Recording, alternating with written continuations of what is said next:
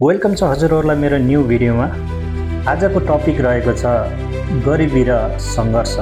गरिबी कुनै अपराध होइन, तर गरिबीबाट निस्कन प्रयास नगर्नु चाहिँ ठुलो अपराध हो। जीवनमा धेरै रातहरू भोकै बित्न सक्छन्, धेरै सपनाहरू पैसाको अभावले अधुरा रहन्छन्। अरूले तिम्रो अवस्था देखेर हाँस्न सक्छन्, तर तिम्रो सङ्घर्षको पीडा तिमीलाई मात्रै थाहा हुन्छ। याद राख, आजको गरिबी तिम्रो परिचय होइन, यो त केवल एउटा अवस्था हो जुन मेहनत र धैर्यले जीवनमा परिवर्तन गर्न सकिन्छ।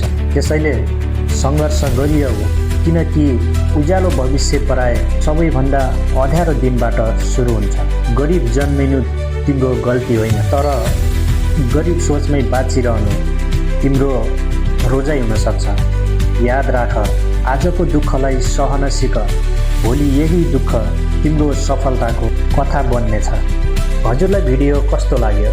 लाइक, कमेन्ट, सेयर गर्न नबिर्सिनुहोला। यस्तै जीवन बदल्ने भिडियोहरू हेर्न चाहनुहुन्छ भने च्यानललाई सब्स्क्राइब गर्न नभुल्नुहोला।